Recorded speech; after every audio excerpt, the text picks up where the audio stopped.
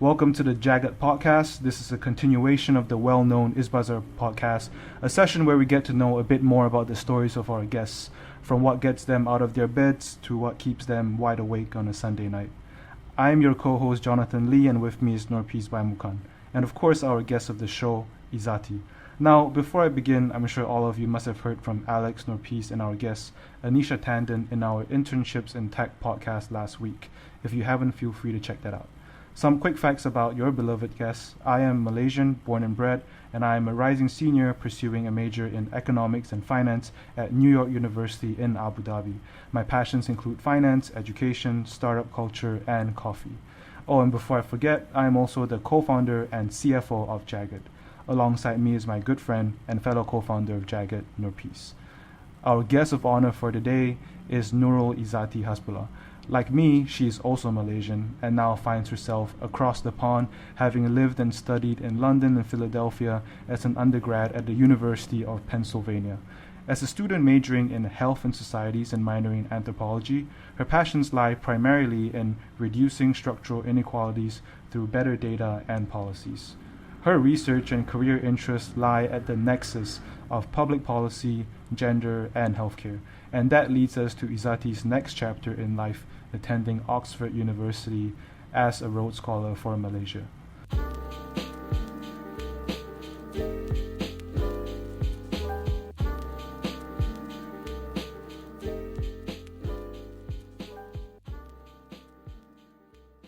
So let's just kick things off, right?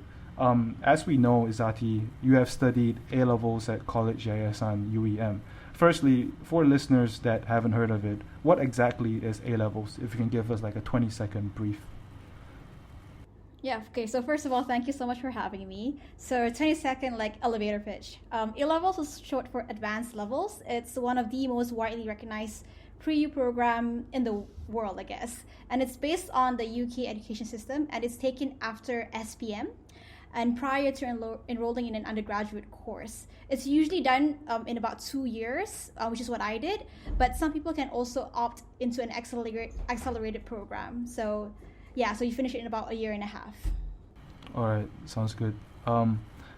Well, you also studied at this place called College Yayasan UEM, right? As a Malaysian, I know what kind of college that is, but could you just elaborate a bit about the experience there? Yeah, okay, so for people who don't know where KYUEM for short is situated, it's literally in the middle of nowhere. It's in a jungle, and so it's very sheltered. And because of it, I made a lot of great memories and really got to focus on my studies, and that is really where I made a lot of my lifelong friends who are still dear to me to this day. In terms of my studying experience there, I would say a lot of my time spent was really doing a lot of studying for A-levels. So because that was literally the primary reason why I was there. But I remember my third semester was incredibly intense because at the same time I was doing SATs. So that was a very fun memory, to say the least. What SATs did you take? So I took the SATs 1, which is pretty common, and I know they've changed that recently, I think the past couple of years. And for SAT subject tests, I did Maths 2, Biology, and Chemistry, if I'm not mistaken, which was very, it was very ambitious of me to do that because I didn't have much time to study anyways, but thankfully there were a lot of overlaps in terms of the curriculum for A-levels and SATs, so I managed to fare somehow. All right. Well, I mean, you've been studying a lot, right? And I think that makes sense because from our last encounter, I know that you're a Khazanah Scholar, which means that you've been fully funded since after Form 5, or 11th grade for our international listeners. So for our listeners in general, can you sort of describe what the Khazanah Scholarship is and what are the benefits of being a Khazanah Scholar, aside from having to study 24 hours? Definitely a benefit. Also, quite a high academic requirement every semester. But besides that, okay, so Yayasan Khazanah is a full ride scholarship funded by Khazanah National Berhad, which is Malaysia's sort of investment company that deals with our sovereign wealth fund and aims to grow our national wealth. So it funds people who are looking to continue their education either locally or abroad. So it's available for people who, like me, fresh out of SPM, or people who have taken their pre-university. So if you're taking your A-levels or IB, you can also apply. It's also open to people who are looking to pursue a master's. So once you're in the program and you're funded, it is a bonded scholarship as per usual. So you're required to serve the country upon completion of your studies. So some benefits would be a full ride scholarship where your tuition is paid, you're given a living allowance, you're given even a laptop allowance, book allowance. So as far as the benefits of Khazanah, it's pretty top tier in comparison to a lot of other scholarships. And they also have this leadership development as part of developing their scholars to become the future leaders of Malaysia, because that is primarily what they're looking for. They're looking for people, young Malaysians who have ambition to sort of be the next leader, leading Malaysia forward in whatever field they may choose. Interesting. Okay, let's assume that I'm Malaysian right now, which is I'm expecting some of the listeners out there would be. Can you kind of like paint a picture of the timeline of the Khazanah scholarship? Maybe start from Form 3 or Form 4. I'm not too sure either. Yeah, for sure. So speaking from my experience, which is my experience was a bit unique because I sort of applied using my SPM trial results. There was a program during my year, which is like at this point 6 years ago. It's called the Early Harvest Program, where they look to find young scholars before sort of the normal scholarship application pool. So they did it a bit earlier, but that's not available anymore. So normally what's been done and it's going on this year as well. So this year's application was between March 5th and 23rd March. And the whole application process comprised of, first you submit a CV and a personal essay and your results. And then once you're selected, you're given an online test. After that, you have to do an essay. And if you pass that, you have a group interview. And then you have a one-on-one interview with the scholarship managers. And then you have a one-on-one interview with the Khazanah National Berhad's Board of Directors. So in terms of the application process, compared to other scholarships, it is pretty intense, but it is to be expected with a scholarship like Khazanah.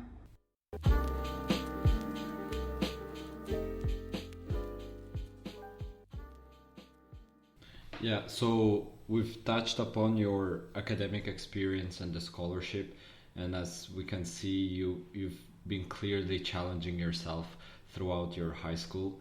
And as we have mentioned in the introduction, you've been actively involved in public policy.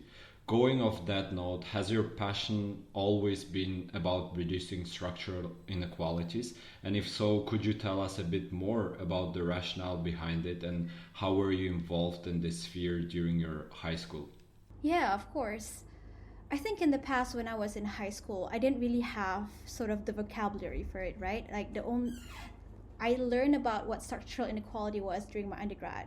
However, growing up, in a middle-class family, I sort of got to see the differences in the opportunities that I had and the privileges that I had compared to sort of the other communities around me.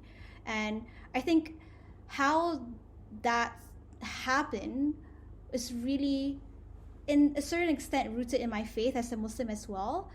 In my sort of faith belief, like we're taught from a young age that we are given blessings in this world, and in the afterlife we will be held accountable to it.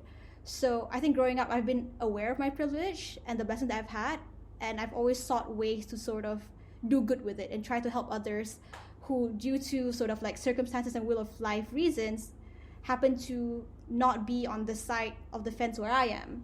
So sort of that's what sort of drove me to be interested in what structural inequality was and how public policy can help sort of realize that vision and ambition.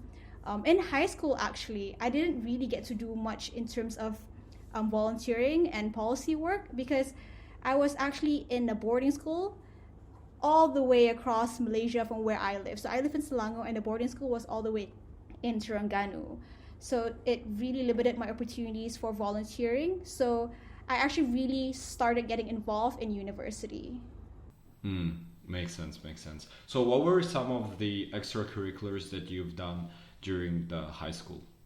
So in high school, I was actually pretty basic, I guess. I was in basketball, I did handball, I did debate, I tutored some other students. That's pretty much it. I was also in the student council as well. Yeah. Mm-hmm. And what was the most influential experience out of all of this fun stuff? I would have to say debate, honestly, because believe it or not, I was actually pretty shy growing up. I think from Form 1 to Form 3, I was brought up. I didn't really have a lot of opportunities in my previous high school before I went to boarding school. So I didn't really get to build sort of my speaking abilities, my communication skills, my interpersonal skills. But after I got into debate, that's sort of really when I got to use my voice and sort of learn the power of my voice to be heard on the stage and to make an argument. And I think that sort of really put me on a path to building my self-confidence, and what allowed me to apply for Khazanah and sort of be able to speak while doing interviews and really challenge myself. Yeah. That's actually really interesting in a sense that both John and you were actively involved in debate during high school. And I'm actually curious about the path to that activity, right? So I know a lot of high schoolers have problems when it comes to public speaking, right? So I can see that debate can be a good way to solve this problem. Can both of you share some interesting tips for high schoolers about how to tackle this problem and how potentially getting involved in debate can solve this problem? Yeah, I think I'll go first, right? I'll go first, yeah, sure. Because as Ezzaty was talking about being shy and ended up being so outspoken, and the woman she is today from like debating, it sort of like gave me a flashback to my high school days, because it was the same case, right? I was from a national school and I couldn't speak English that well. And after joining not debate but Model United Nations, I became more like outgoing, and public speaking became literally a trait of mine in university. And I think that's quite interesting, because I think across the developing world, I think many countries, for example Kazakhstan, right, we all face issues where critical thinking and public speaking is not that highly placed or emphasized on our education system, and instead we're forced to do so much science and so much technology, engineering and math, and that sort of limits the creativity of the youth. So debate, technically you should make sure you don't forget what you say, but MUN might make you forget what you say, because you don't think about what you say in MUN. You think about how you say it. So maybe Ezzaty wants to bring in some points about debate. I'm now having flashback to my sort of debating time, which is very short. I only did debate for 2 years, and honestly the only reason I was even selected for a debate was because as I mentioned before, I went to a boarding school in Kuala Terengganu, and I'm originally from Selangor. And when I was in that boarding school, there weren't a lot of kids who could speak English fairly fluently. So the English teacher was like, "You, Ezzaty, you speak English. Join debate." And I'm like, that's all I can do, literally speak English. I don't know how to public speak. But okay, sure, why not? So it was like very much a whim sort of decision. And I remember her saying, after a debating competition where I got best speaker as like the whip speaker, which is like the final speaker, the teacher said, "Ezzaty, you're really good at bullshitting confidently." Excuse my language. And I'm like, is this what I learned in debate? How to be confident in what I'm saying? So I think what I learned through that experience is that public speaking, it doesn't come naturally to everyone. It's something like a muscle that takes training. Like it takes continual training for you to build and to be confident in. And just like any other muscle in your body, the more you use it, the more you train and go to the gym, the stronger it becomes. It's similar to public speaking. If you don't do it often, there's no way you're going to get any better. So as much as you see sort of people being amazing public speakers, there was a time where they did not know how to do that. It's through a lot of trial and errors, a lot like falling back, a lot of like like mess up speeches, that they learn from the experiences and became the speaker they are. So to those people who are like feeling shy that they don't know how to public speak, I implore you to just give it a try. Like if you mess up, it's fine. It's not the end of the world. People will most probably forget it after they go home anyways. But really you're doing yourself a service by training public speaking, because it really is a skill that helps you in the long run in a lot of different ways. Yeah, that's really interesting point. And just to reiterate your point, I really love that public speaking is not something that everyone has. It's muscle that should be trained. I think that's a takeaway that a lot of people should take from this high school section. So I think this is actually a perfect transition to our next session, your university experience.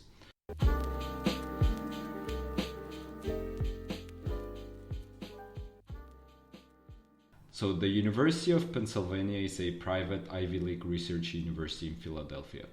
Penn has a proud tradition of translating knowledge into social-minded action that dates back to the founder, Benjamin Franklin. This tradition of active pragmatism articulated in Franklin's maxim, "Well done is better than well said," lives today through the inclusive policies, innovative work, and impactful engagement of the faculty in UPenn and students and staff. So now it could be just me, but the introduction of UPenn sounds very, very similar to your passions and interests. This leads us to our next question. So as a UPenn student and current graduate, how do you think studying at UPenn, traveling around the world with UPenn, and majoring in health and societies, which is major that we don't hear often, shape your view on life? A simple answer to that question is really, it has greatly shaped the person I am today and the vision that I hold for the future and the ambition that I hold as well. It was really at Penn, in terms of academically, where I found my calling in public policy. Because initially when I first enrolled in Penn, I was supposed to be a bio major. And I thought that was supposed to be like, my calling. But then after my first semester, out of a whim, I decided to take this one course called Global Health, an introduction in global health. And I became so intrigued by questions that I've never been forced to answer as a science student growing up in Malaysia. When you're a science student, you're taught to memorize a lot of things and regurgitate, which is not a bad thing because we need scientists in this world who, solve the big issues in the world. However, when I started learning social sciences through health and societies and through global health, that's when I became to think of the bigger picture of the world. Like, how do we solve structural inequality? What is structural violence? How do we make sure that communities have a platform for their voices to be heard in policy making? And this is really my key takeaway for my time at Penn. It's really shaping my vision of the future, where structural inequalities are, if to the best that it can be dissipated. And outside of academics, I think being at Penn really showed me the power of youth and the power of, to a certain extent, free speech, and how no matter sort of where you are, you can affect change with your voice. I think that's something that is really lacking in Malaysia, especially for an undergrad or a student. We know we have controversial stuff that stops us from speaking about a lot of things, and in America, although there is some controversy in terms of the lines between free speech and hate speech to a certain extent, the ability to sort of voice your opinions is really powerful to enact change. And that's sort of something that I learned as well and shaped my view in life in moving forward. So you said that there is a clear sense that free speech can change a lot of things, at least in UPenn. Can you give one instance of how freedom of speech during your time as a student at UPenn made a significant change? Honestly, I can't say specifically a time at Penn. I remember at Penn there were a lot of protests happening going around, and Penn is sort of to a certain extent like a bubble. A lot of people there are liberals, so we all share the same views. So the sort of instances where I sort of see the power of free speech is really through living in America specifically. For example, I was very, very inspired by Alexandria Ocasio-Cortez, AOC, like her voice as someone who's never held political office, she like led a grassroots campaign and became elected, and she has been an outspoken voice in the politics in America, and that's really inspired me personally. So those kind of instances really made me aware of sort of my own agency in shaping sort of my future and being a voice for others as well. Yeah, I think like what Ezzaty shared was like super relatable, because for Malaysians, when we think about freedom of speech, when we think about discourse, it's very hard to associate that to the sort of expectations you have when you enter a Malaysian university, right? You go to Malaysian universities, you expect decent education, because we are definitely at that level where we can provide good education, but the extras that you would expect to be fundamental, like freedom of speech, critical thinking, are severely lacking. But what I think is the sort of like silver lining in all of this is that you have people like me and Ezzaty who did grow up in the Malaysian system all the way up until high school. So to the extent we can say that if the Malaysian education system can provide and produce students like me and Ezzaty, sort of gives you like hope for the nation, I think, because I believe that Malaysia should strive towards not necessarily the states, but we should strive towards a country that promotes freedom of speech, that can do a lot better than where it is today. So, Dex, to what extent do you think that the influence of youth like you and Ezzaty will affect in the short term, or do you think it's just a very long term and very ambiguous effect on your country in terms of freedom of speech and all the fundamental things that you've listed? Yeah, I think a good example of how youth voices have sort of enacted change in this country is this movement called Undi 18. So this grassroots movement led by young people sort of managed to change the Malaysian political system by allowing 18-year-olds to vote. In the past, I think it was 21, right, John? Yes, and it happened very recently. Like, I think the movement went on for 2 years, and I think only last year was it approved that young people should be allowed to vote at 18. So that is like an example of how young voices and voices can really affect change in the country. There's also the digital parliament. So there's also digital parliament. It's something I also want to bring up because I'm sure Ezzaty knows about it. But basically, the Malaysian government has been, to put it short, refusing to sit in because of the coronavirus situation. But the youth of Malaysia wants to show the government that with the age of digitalization, anything is possible. So they actually decided to set up a whole parliament simulation online, and instead of having the adults represent us, we're going to have the youth represent us. So that's also like, the power of democracy and the power of the internet being showcased by the Malaysian youth on their own accord. So that's pretty cool, I think, for the future of the country. And on that note, I'm actually part of sort of a sister campaign called the 111 Initiative, where we're promoting women's participation in politics. So interestingly, Malaysia is doing very, very badly in terms of women participation in politics. It's really poor, and we were sort of hoping this digital parliament would be like a platform where finally we have like 50% representation in gender. But surprisingly, numbers aren't that good. Like, in the number of women registering to be a representative in the parliament, digital parliament, was still like fairly low. And right now we're trying to find reasons as to what is stopping women from stepping up, from taking a role in politics. Is it due to the way you were brought up? Is it due to feelings of like inferiority? Is it due to like a lot of other factors? So like sort of campaign I'm in is trying to push these doubts aside and creating a platform where women feel empowered to sort of have their voices be heard on the political arena. Yeah, that's actually really amazing, and I can clearly see that UPenn in general had a significant influence, because already as a recent graduate you were trying to tackle significant issue of discrimination, gender-based discrimination in your country. and I can already see some of the aspects of culture of UPenn by just talking with you for 30 minutes. But can you actually elaborate on the culture of UPenn a little bit? Studying at an American East Coast Ivy League, what makes UPenn different from other universities in the US and from the universities in Malaysia? Honestly, I can't compare with Malaysian universities because I've never been in it, right? So I can't really say much about that, but I can definitely speak about Penn. So Penn is pretty well known about its pre-professional vibe, and I think that's thanks to the fact that we have the Wharton Business School. So having said that, it can be pretty intense.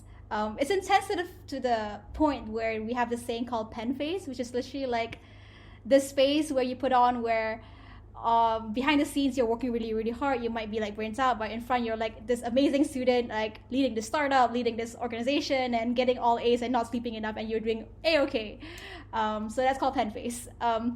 So it's definitely has its tough points, like being there, not gonna lie. But having said that, there's a lot of beautiful things happening at Penn. There's a lot of cultural organizations. There's a lot of movements advocating for amazing things. There's an amazing startup culture. So I think what makes Penn, for me, very different was really Penn was where I met a lot of interesting communities and interesting people, where I got to hear and share about all the different passions that a lot of different people have. And through that experiences really pushed me to want to do something myself, because like when you're in a community where a lot of people are doing a lot of amazing things, it sort of makes you want to do it too. It sort of not only makes you want to do it, but also makes it feel like if they can do it, you can do it too. Like, what's stopping you? You're at Penn too. You're a Penn student. You're like amongst these people. So what's stopping you from doing something amazing too and striving for like creating a change in the world in one way or another? So I think that's sort of Penn culture. You've mentioned in the beginning that about Penn face, and then you're ending about how being with amazing, inspirational individual pushes you to work hard. And to be honest, I had a sense that it's really double-sided coin, where on the one hand it can actually have very bad consequences. So how were you able to manage to strive in the environment where everyone is overachiever? Did you have times where you felt like, oh, I'm burning out, and how did you tackle that times? Yeah, I feel like definitely the first semester or like the first year was kind of tough. You always feel like you're not doing enough, and it can get very tiring, and you always feel like you're competing with others, which is not the healthiest way, right? And I think on the flip side of that, being in America, I started to really value the importance of mental health. I think that's something that Malaysia is sort of building towards, but not quite there yet. And having gone through that experience myself actually has been an amazing journey for me personally, because you don't really know what burnout or like somewhat depression feels like until you're there and you're going through it. And having been in that situation, I'm now better able to empathize with others and understand the importance of mental health for a lot of young people nowadays. So answering your question of how I dealt with it, I learned to communicate better. I learned to seek professional help. I learned to be more honest with myself and be kinder. And understanding that a lot of people are going through the same thing as I am, and there's no shame in struggling, because a lot of people are. And it's okay to seek help when you need to. Yeah, I just want to echo what Ezzaty said about mental health, right? Because, again, I didn't know much about mental health until I came to university in the Middle East. Right? That's kind of funny, but my first experience was at NYU's wellness center, where they said if you have problems with your, mindset, or your thinking, or you're feeling weird, or you want to maybe like do something crazy, you just set up a consulting or counseling session. And I went there for my first time in my freshman year, and I'm not gonna lie, I really enjoyed it. Like I learned so much about not only myself, but also about people around me. You know, you start learning more about why people do the things they do, why you do the things you do, and you start to really understand yourself better. So I think like mental health, if we want to go off a different tangent, aside from saying that mental health is important, I would actually say that mental health is like crucial. You know, we need to have a curriculum in the future, especially in Malaysia and in developing worlds, where mental health is taken as seriously as physical health, because it is. And if we don't do that, then we are never going to fully discover the potential of a country if we don't allow those who are mentally sick to recover, because they're not going to recover by laying on their beds for 5 weeks like how a bone would heal. They'd actually stay depressed, or they'd stay insane for the rest of their lives, and that's not something we want to be in. So yeah, that's a pretty interesting point that Ezzaty brought up, which was mental health. Yeah, and I think on that note, I think in times of coronavirus right now, like the importance of mental health cannot be overstated. There's a lot of people, like, it's very troubling times for a lot of people in a lot of communities who might not be as privileged, who don't know if they can put food on the table, who might be victims of domestic abuse and have nowhere to run anymore. So like, it's an important conversation that Malaysia needs to have, and I think we're slowly starting. There are people like having voices, pushing for change on towards having facilities available for people to seek mental health resources.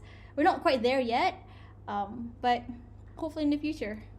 I totally agree with you that the problem is not only in certain countries, but I guess the problem is very relevant in developing countries, because people here in developing countries, including Kazakhstan, are mostly ashamed even to talk about their mental health, right? And I feel like we have to somehow work together and share experiences, share successful stories of, for instance, Malaysia, to actually destigmatize the talk centered around mental health.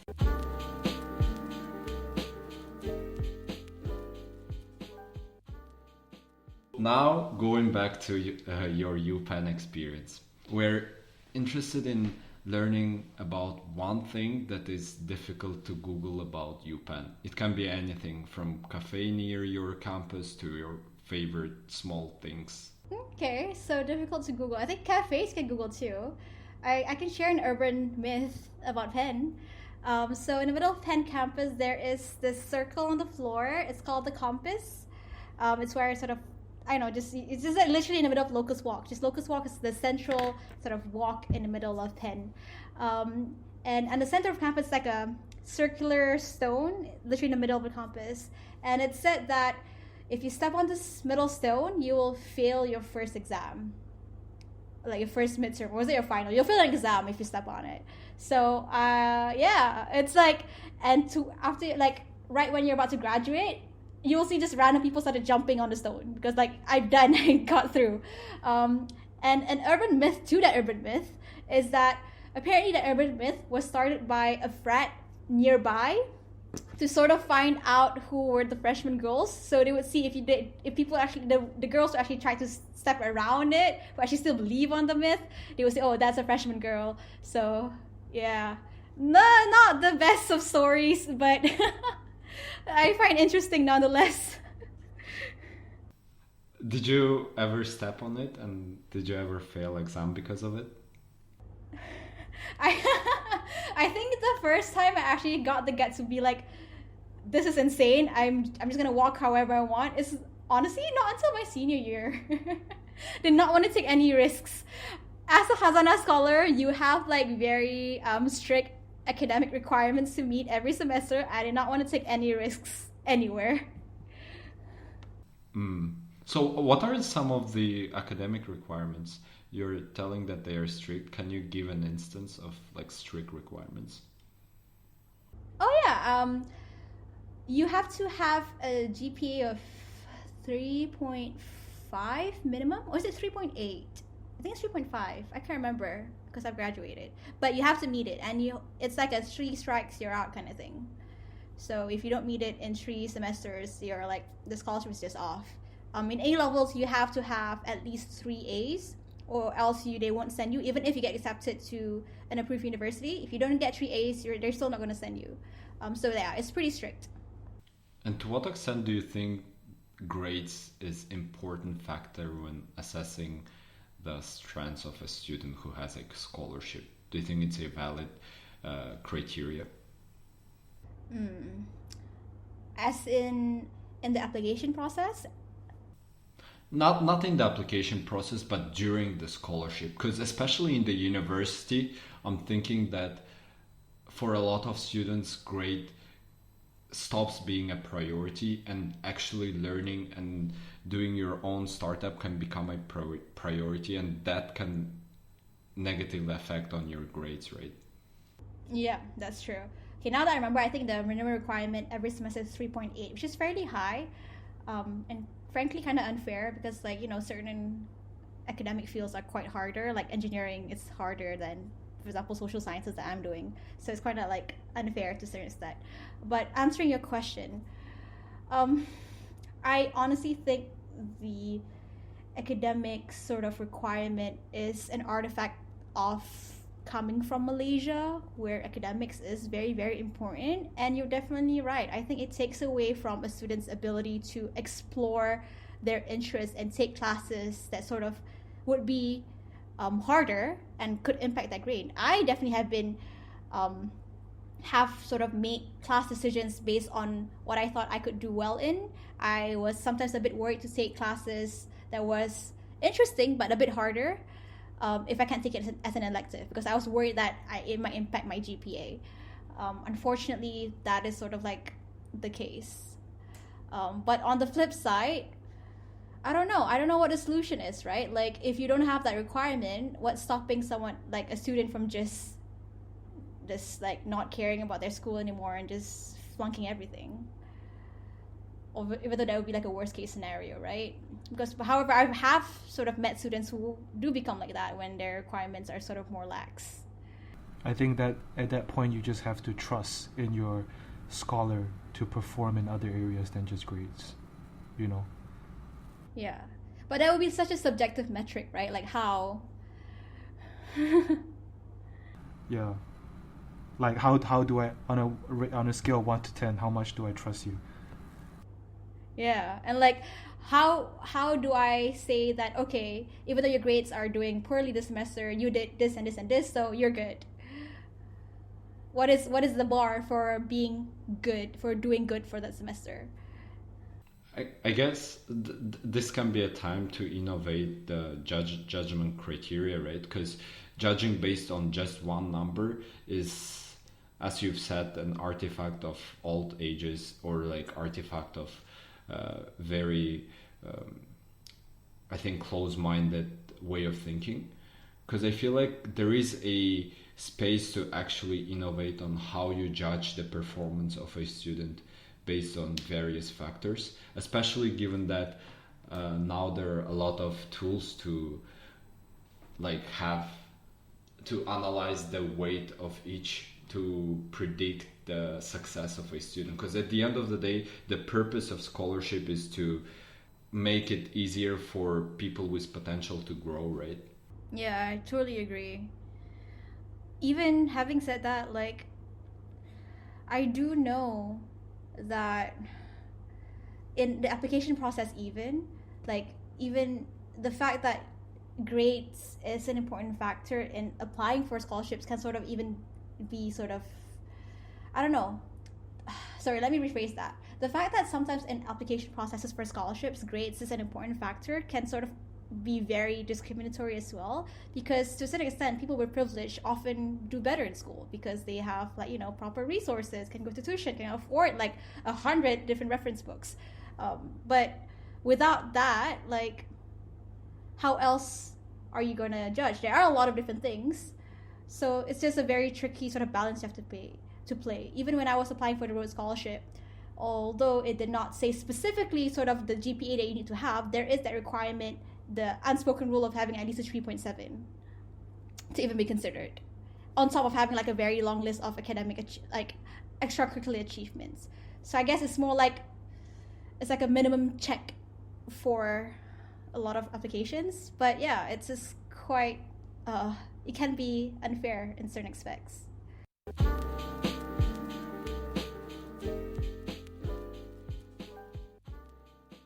So Ezzaty, I know you didn't sign up for a pop quiz after graduating from UPenn, but here's a super quick one. What do you think about the global pandemic that is COVID-19 and the world's response towards this unprecedented pandemic as a Health and Societies graduate, of course? That's a very tough question because it's like the world's response, right? Like who's responding? Because honestly, at this time, when you see sort of how things are playing out, you really start to see how different countries are doing it and the impact of the leadership of that country on how well the country is doing. For example, we have countries like New Zealand with their amazing prime minister doing such a good job, and now the country is like COVID-19 is almost eradicated. On the flip side, we have countries like America where leadership is kind of like not so there. And you see the results of that. The numbers of deaths is insane at this point of time for a country supposedly as developed as America. And I think the wake of COVID-19 has really shown the world sort of the importance of good health policies. In countries where universal health is the policy, they're doing fairly better than countries like, for example, America, where it's a bit more like private healthcare is reign supreme. So it really shows how social safety nets are important to safeguard communities, and how there are certain workers that are usually underpaid in communities and society who are actually like frontliners, who should be paying more and who are like doing what is important for society to function. So I feel like COVID-19 has really shown, one, the importance of good leadership in leading countries, two, the importance of social safety nets in safeguarding communities, and three, sort of the hidden workers who really hold society together that should really be given more pay or more rep for the work that they do. I think that makes a lot of sense. But the thing that troubles me is that when you talk about reasons like high safety nets, social nets, and also more appreciation for the frontline workers and good leadership, that oftentimes isn't the focus of world media, right? You have a lot of media preferring to focus on issues like politics and national ideologies, consistently blaming other countries for not doing their job, and then those countries would then fabricate information and say that the virus didn't come from us, it came from somewhere else. And that seems to be taking the center stage, when clearly opinions like yours should be on the center stage. So, I mean, since we're already going on this topic, how do you think people like you can get your voice online? And when I mean you, I don't mean you as a university student, but you as someone involved in the health and society sphere. A sphere that obviously should have more weight in this discussion compared to politics or ideologies or, sensationalism, which is just outrageous. Okay, having said that, I'm still just like a university student, but I guess voices like people within the health field, right? That is quite a difficult question to answer, because you can't deny that politics is, to a certain extent, how we've sort of decided to function as a society. Like, politics is sort of the mechanism for leadership in a lot of societies, right? Like, to effect change is through politics, because politics is like supposed to be the pillar for democracy, and democracy is supposed to be what's allowing people to have a voice on a higher level and like true representation. However, when politics gets very messy and the core of democracy, which is representing people's voices, are forgotten, that's when things starts going haywire, and that's when, as you mentioned before, sensationalism sort of takes over. I think how voices, for example, people who are academics in health policy, doctors, can become more put forth, I think really media plays a great role. Besides social media, of course, social media is an amazing platform nowadays that has democratized communication for a lot of people. But mainstream media, I think, plays an important role, as you mentioned, to make sure that the right voices are given priority over others. However, that is way easier said than done. Yeah, okay. That is quite disappointing, to be honest. But at least we have social media, right? But even that social media is also very problematic, right? Because there's not a lot of fact checking, and there can be a lot of like internet warriors with problematic views. So yeah.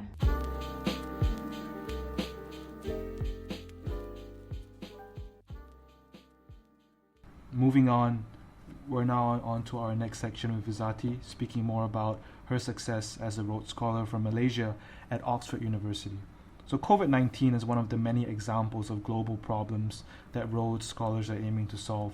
For the listeners who do not know about Rhodes, the Rhodes Scholarship is an international postgraduate award for students to study at the University of Oxford. Rhodes recipients have achieved fame as politicians, academics, scientists, authors, and entrepreneurs. Notable American political recipients include President of the United States Bill Clinton, President of Pakistan Wasim Sajjad, author Naomi Wolf, and President of Planned Parenthood Leana Wen. So this is a question directed to Ezzaty. You are now at a phase of your life where you're being grouped with the likes of Bill Clinton and Naomi Wolf. How does that make you feel? And do you think that being a Rhodes Scholar will be as impactful as being a UPenn student? How does it make me feel to be grouped with the likes of Bill Clinton and Naomi Wolf? Well, one word, a lot of pressure, right? But at the same time, I think that pressure really drives me to meet that expectation. Because once you've been given this opportunity that a lot of people have, it really pushes me personally to sort of make the most out of it and not to waste this amazing gift and blessing that I've been given somehow. And in question of whether I think that Rhodes Scholarship will be as impactful as my time at Penn, 100%. I think the biggest point about the Rhodes Scholarship, beyond being able to study at Oxford, is really meeting other Rhodes Scholars. And I've mentioned before, what Penn gave to me is being part of a community where a lot of people are achieving amazing things and pushed me to sort of want to aim for change as well. And I think Rhodes will put me through that very same sort of trajectory, like being with other Rhodes Scholars, people who are passionate in their field, people who have a vision to change the world, people who sort of want to put their voice out there and make an impact. I think being with such a community will push me and develop me to become the best person I can be in terms of my goal of coming back to Malaysia and contributing in health policy and contributing in reducing the structural inequalities that is present in our country. So yes, there's a lot of pressure, but I hope to take it in stride. Maybe one more question about that. Like, it seems like you have all these emotions when you're talking about being a Rhodes Scholar and all that. Maybe you want to share a bit of those emotions with our viewers and listeners. How do you feel like leading up to, like, when are you going to Oxford, and how do you think you're going to prepare yourself for the next few months?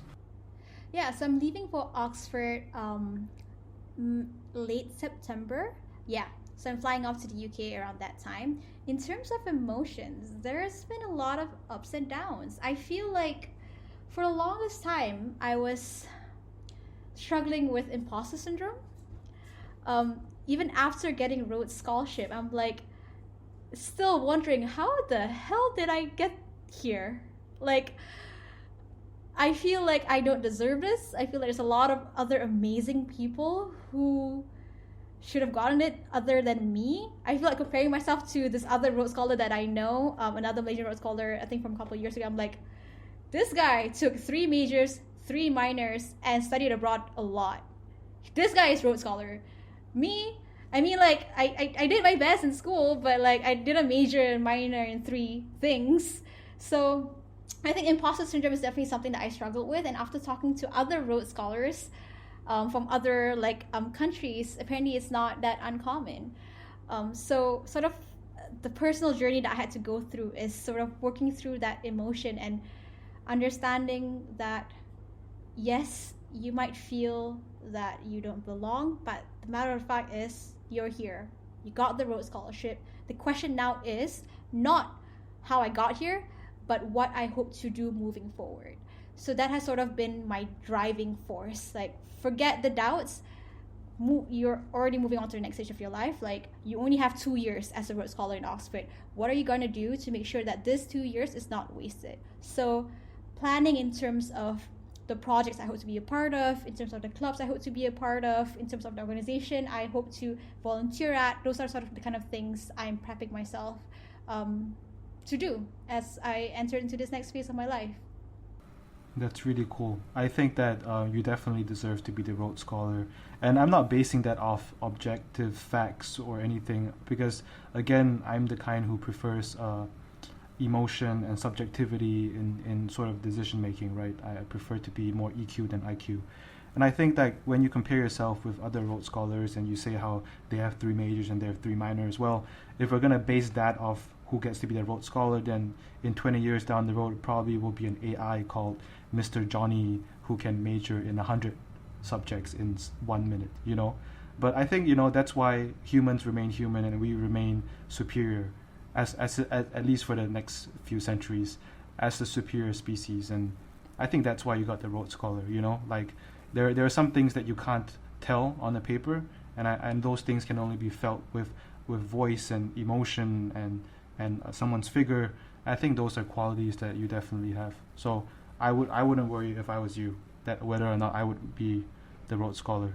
I would worry if I was the Rhodes Scholar, because I don't think I can be the Rhodes Scholar. So I think that moves us to the next question. Was it hard getting the Rhodes Scholarship? And how was the application timeline like?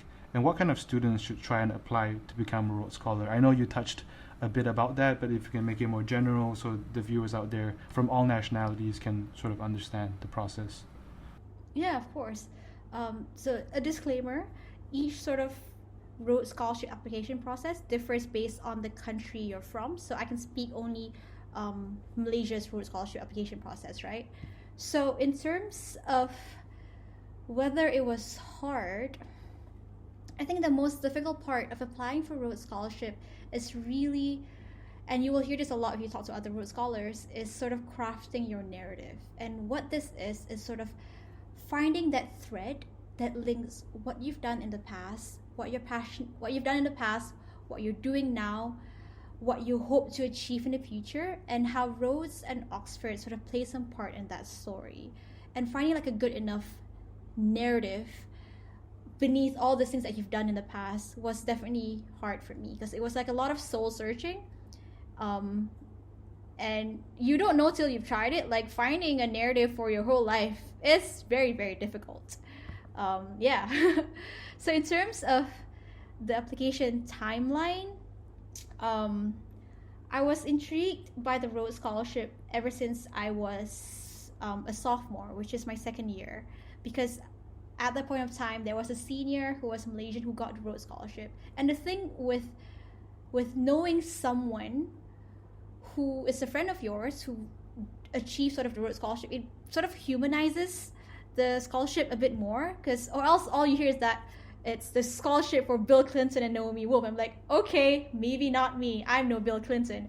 But when you know someone who got the Rhodes Scholarship, it sort of makes it a bit more, doable, I guess. Like, you sort of, it prompts you to begin imagining, like, maybe I can do it too. So that's sort of like what got my gears turning to sort of maybe even try to dream that maybe I can be a Rhodes Scholar. So the next few years, I sort of had that in the back of my mind as I go about my interest in volunteering, in research, and applied during around this time, actually, last year. So right now it's actually the application period. You can actually apply to be a Rhodes Scholar now if you want to. Yeah, so around this time I was applying. I got my CV together. I did my personal statement, which was very difficult to write. There was like a lot of drafts on that, and I sent it in and prayed for the best. And then I think in about a month and a half, I heard back that I was called in. I was called in for an interview. So what the interview was basically I literally had to fly from America to Malaysia to do the interview in person, and thankfully, sort of Penn paid for that. So I got on a plane with just by myself, and when I got there were 5 other finalists. So among those finalists there was me, there was 2 other undergrads, and 2 other people who were already working actually. So there was like a dinner session, and the day after that was the interview. And what the interview comprised of was a panel of I think 6 people. There was a McKinsey partner who used to be a Rhodes Scholar. There is a politician from Malaysia. There is a person who's leading an NGO in Malaysia. There was a professor as well. So they're all like asking me questions about my vision, my passion, sort of what I hope to achieve. And a week later, I found that I was a Rhodes Scholar. I got an email. And honestly, I remember when I was opening the email, I was so ready to be rejected. I had to read the congratulations part like 3 times so that I'm not like celebrating early. Like, am I reading this wrong? So yeah, it was quite a surprise when I found out. But in terms of going on to your next question, which is what kind of students should try and apply, I honestly think that anyone out there who sort of have a vision to change the world for the better, have sort of done things in the past that aligns with that vision, is passionate enough to pursue that vision like seriously, and believes that going to Oxford and going to Rhodes can really, really become sort of platform to push you towards realizing that dream, you should try and apply. Because what's stopping you? Like, it's an open application. You literally have nothing to lose, and it's free. You don't have to pay for anything to apply. Because I really think I go by the motto personally that you regret the things that you don't do rather than things that you do and you fail. That you regret the shots that you don't take more than regrets the shots that you take and failed on. So I think if those criteria, if you have a dream, you have a passion, you really want to pursue it and make a good difference in this world, in Malaysia, that apply for the Rhodes Scholarship. You can even like message me on Facebook. I'd be more than happy to speak with you. Alright, so you know who to message. What Ezzaty said was basically YOLO, you only live once, and might as well apply for the Rhodes Scholarship. And of course, like, I mean, I want to also pass this to my co-host Nurul. I'm sure he's also very, filled with intelligence, and I don't want to list out his achievements because it'd probably take too long, but maybe he wants to share like one story of him facing like an issue of applying and not sure if he has the capabilities to and ends up getting it. I wonder if Nurul has a story to share. Yeah, definitely.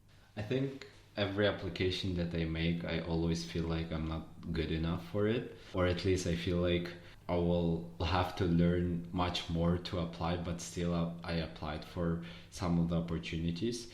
Applying to universities is one of the example as an undergrad, and the other one right now is applying to jobs. So for the past year, I've been actively applying for some software engineering positions, some research positions in natural language processing field. And to be honest, whenever I got some positions, I know that there is a lot of work behind it, but at the same time, every time I get something, I realize that there is a huge luck involved in everything. So like, the more you apply, the more you realize that it's not your intelligence and it's not how much you work that might be the integral part, but it's also about the luck, the time, and the place that you applied to, and the interviewer that actually had an interview with you, right?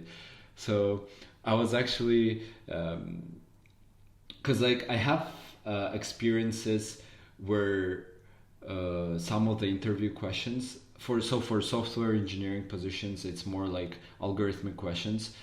They might be much easier, but I won't have as good answer just because the interviewer is being a bit rude and not as passionate and not helpful, and then I'll just get confused, right? But then when it comes to the times when I had like very objectively difficult questions, I would be much better, just because the interviewer was very kind and was able to listen to my ideas and guide me through the interview if there were some parts that he or she didn't understand.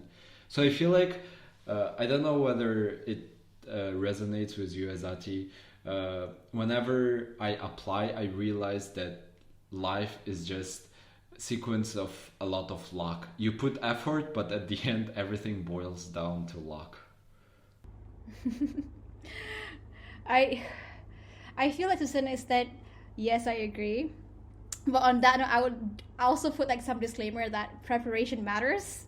As much as luck is a factor, you need to prepare. You can't just be like, oh, okay, everything is supposed to like, I don't need to prepare. I remember because like, for me during the Rhodes process, to prepare for the interview, I literally had hours and hours of monologue like recorded on my phone just for me to practice like sharing my story, or like making sure that my words came out smoothly, to make sure that my story made sense, I'm not jumbling my words, and I'm answering the question that they're asking me. I also had like prep interviews. Like thankfully Penn was such great support. They actually organized a panel interview session with professors at Penn, or like other scholars, people who had Rhodes Scholars in the past, to interview me. And I had 2 of those, and they gave me feedback, and from then I sort of made myself better. So luck definitely plays a part, because for example, if I was sick, or if the interviewer was like not in a good mood, I might not have been perform as well. But preparation definitely matters as well.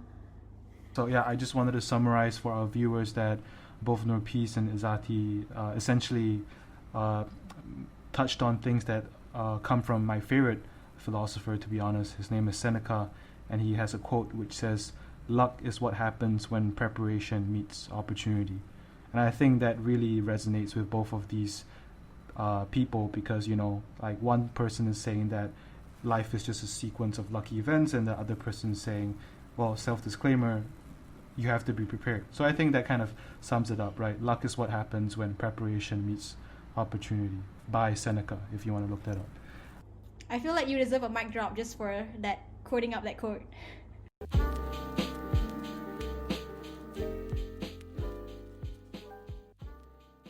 So Ezzaty, right, this is to you. As a Malaysian, do you think you represent the sort of spirit and hustle that the Malaysian youth has today? How attached are you to your Malaysian identity after having been abroad for so long? So yeah, I feel like it would be very pompous of me to say that I represent the spirit and hustle of the Malaysian youth, but I feel like I try to sort of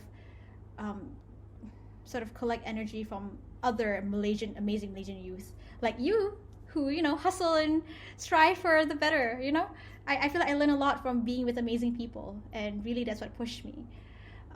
In terms of how attached I am to my Malaysian identity, I feel like it's definitely very, very close to my heart. I realize greatly how the opportunities I've had that brought me to where I am today and made me who I am is thanks so much to my Malaysian upbringing, to the people that I've met in Malaysia, to my scholarship that is somewhat paid for by taxpayers' money. Like, they put faith in me and believe in me and invested in me as a person. And even Rhodes Scholarship, which is somewhat like sort of managed by Rhodes and Khazanah, which is also sort of funded by Khazanah National Berhad. So to a certain extent, it just takes taxpayers' money.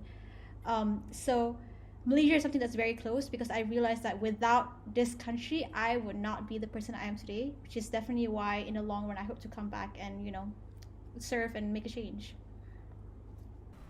Yeah, I think Malaysia definitely faces a lot of brain drain issues. You have people like you who obviously want to come back, and you have people like me who would like to come back, and many more people who equally would want to come back. I'm pretty sure no Malaysian would say, no, I don't want to be in Malaysia. But unfortunately, there are many reasons that would kind of encourage someone to leave, and those are valid reasons, you have to admit.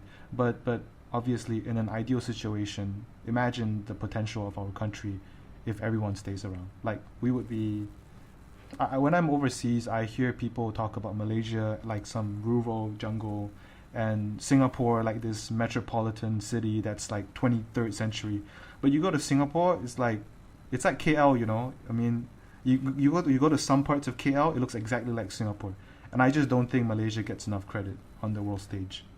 But yeah, I guess that's what people like you and me have to change. Okay, this is again to Ezzaty. So the final question, right? What are you most excited for the Rhodes Scholarship? So I'm most excited about meeting other Rhodes scholars. I think for the most of my life, I've been inspired by great people, and great people have pushed me to become the people I'm today. And I feel like the Rhodes Scholarship, being in the Rhodes community, is a great opportunity for me to be inspired by many more amazing individuals and learn from other people and learn from other cultures, other backgrounds, other communities, which I love learning from diversity. So I'm very much excited about meeting a lot of interesting people, and also just like living in Oxford. There's a lot of things to be excited about.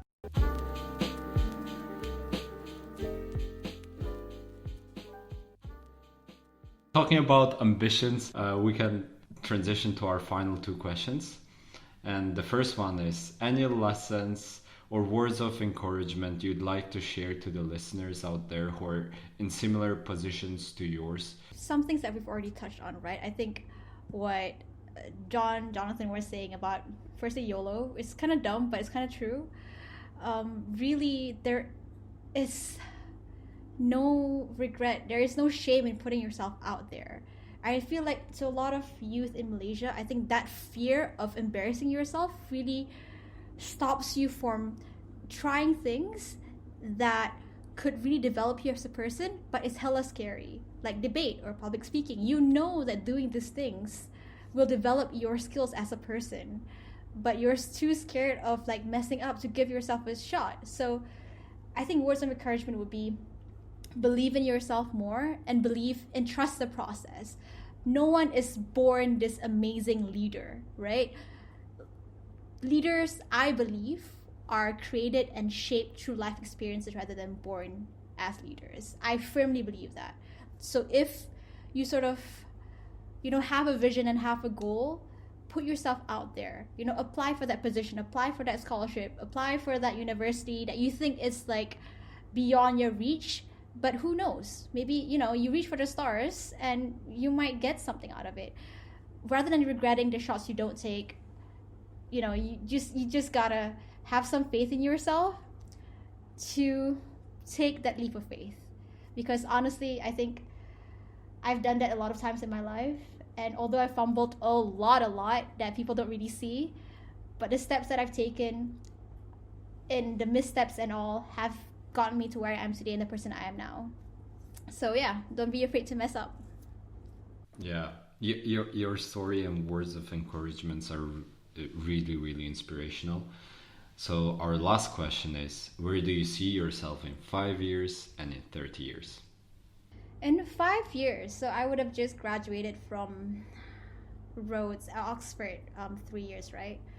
I sort of see myself in public policy research, be it in either a consulting team like Dahlberg that does a lot of like NGO consulting, or in think tanks like Khazanah Research Institute in Malaysia doing policy briefs for the government, or even in the government itself, doing policy research for them directly in-house. So that's what sort of I see myself in 5 years' time.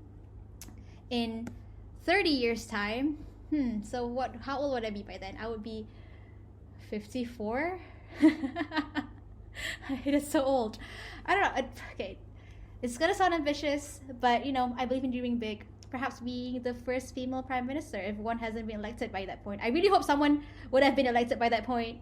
But if none have been, which is very sad, maybe it would be me. We'll see.